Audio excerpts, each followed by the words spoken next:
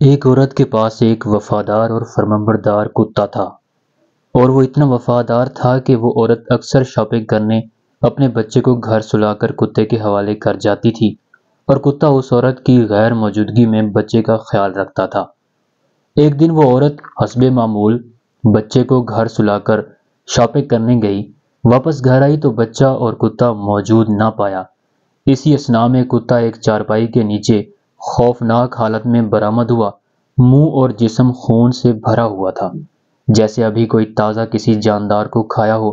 وہ عورت سمجھی کہ کتا میرے بچے کو کھا گیا ہے۔ اس نے غصے سے ڈنڈا اٹھایا اور کتے کو مار ڈالا۔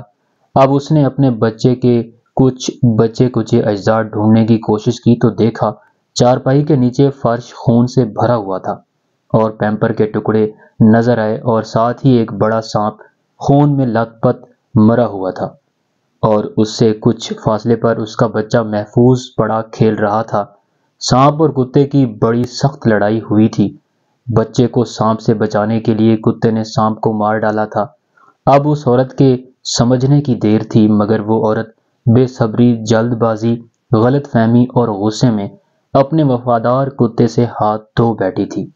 حالات کا جائزہ لینے سے پہلے ہم کتنی بار لوگوں کو سخت الفاظ میں پرکھتے ہیں اور بغیر تصدیق کے ان کے بارے میں جھوٹ پھیلاتے ہیں۔